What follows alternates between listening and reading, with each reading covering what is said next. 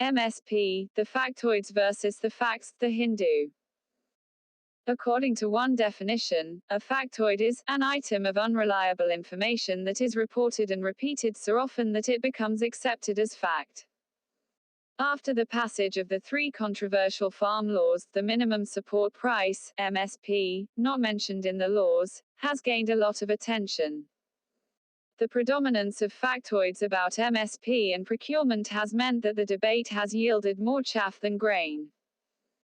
The MSP is meant to set a floor below which prices do not fall, and is announced by the government for 23 commodities. It is the price at which the government promises to buy from farmers if market prices fall below it. In fact, however, government procurement is heavily concentrated on wheat and rice, with other crops barely being procured. Over the years, factoids about the MSP and government procurement have gained so much traction that the retired gentleman in the local park cites them as facts. These pertain to how many have benefited from the MSP and who has benefited from it. According to these popular beliefs, few, 6%, farmers benefit, only large farmers benefit, and only farmers of Punjab and Haryana, to some extent, Western Uttar Pradesh benefit. More states under MSP. In a forthcoming paper, we use data on state-wise procurement from the Food Corporation of India, FCI, and agricultural household data for 2012-13 from the National Sample Survey, NSS, after which these data are not available, to set the record straight on these three factoids. 1. The 6% figure from the NSS data 2012-13 relates to paddy and wheat alone. Even here, however, among those who sold any paddy, wheat, the numbers are higher, 14% and 16%. 2. The Government of India has made a systematic effort to expand the reach of MSP to more states, via the Decentralized Procurement (DCP) scheme.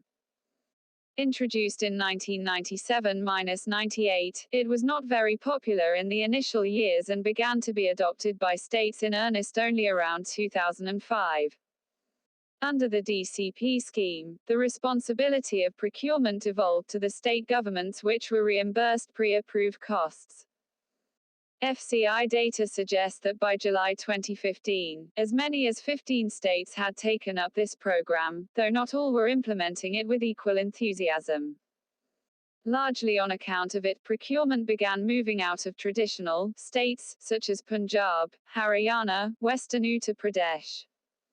Until 2000, barely 10% of wheat and rice was procured outside the traditional states.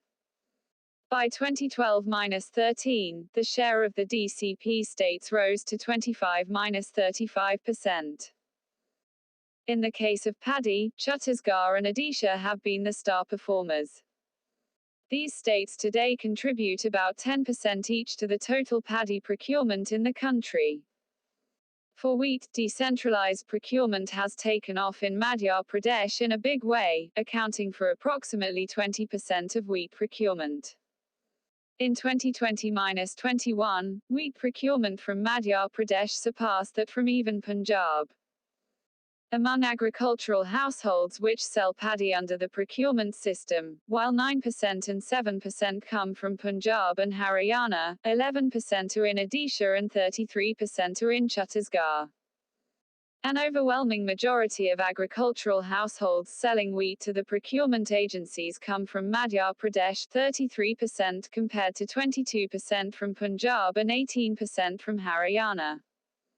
That only Punjab and Haryana farmers have benefited from the MSP is now truly a thing of the past. Which farmer benefits? 3. As per the factoid, only large farmers have benefited. In fact, procurement has benefited the small and marginal farmers in much bigger numbers than medium and large farmers. At the All India level, among those who sold paddy to the government, 1% were large farmers, owning over 10 hectares of land. Small and marginal farmers with less than 2 hectares accounted for 70%. The rest 29% were medium farmers 2 to 10 hectares. In the case of wheat, 3% of all wheat-selling farmers were large farmers. More than half, 56%, were small and marginal farmers. In Punjab and Haryana, the share of small and marginal farmers is not insignificant, 38% and 58%, respectively, among paddy sellers. In the non-traditional states that adopted the DCP scheme, the overwhelming majority of farmers who sell to state procurement agencies are small and marginal. In Chhattisgarh and Odisha, for example, small and marginal farmers comprise 70–80% of all sellers to government agencies. Similarly, in Madhya Pradesh, nearly half, 45%, of those who sell wheat to government agencies are small or marginal farmers. To recap, the facts are as follows. 1. The proportion of farmers who benefit from, even flawed, government procurement policies is not insignificant. 2. The geography of procurement has changed in the past 15 years. It is less concentrated in traditional states such as Punjab, Haryana and Western Uttar Pradesh, as DCP states such as Chhattisgarh, Madhya Pradesh and Odisha have started participating more vigorously. 3. Perhaps most importantly, it is predominantly the small and marginal farmers who have benefited from the MSP and procurement, even if the size of the benefits may be larger for larger farmers. This is true not just in the DCP states, but also in the traditional states. The true picture.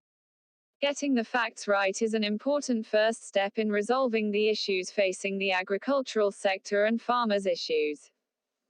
We have picked 3 factoids of many as an illustration of how little we know about how the MSP works.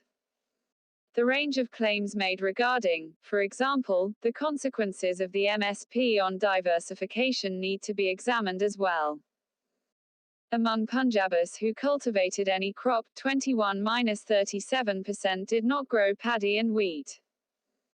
Among all agricultural households including those which did not cultivate a crop, indicating more diversified sources of agricultural income, a larger proportion, 58 and 48%, respectively, stayed away from paddy and wheat, suggesting that procurement in Punjab may not have prevented diversification to the extent we imagine. Similarly, confusion reigns about other areas of interest from the point of view of the new farm laws. It is widely believed that for the first time, the new laws allow farmers to sell outside the Agricultural Produce Market Committee, APPSC. Even for commodities for which MSP is announced, the proportion of sales via the Mandi range is only between 10–64%. The demand for the MSP originates because the prices paid outside the Mandi tend to be much lower.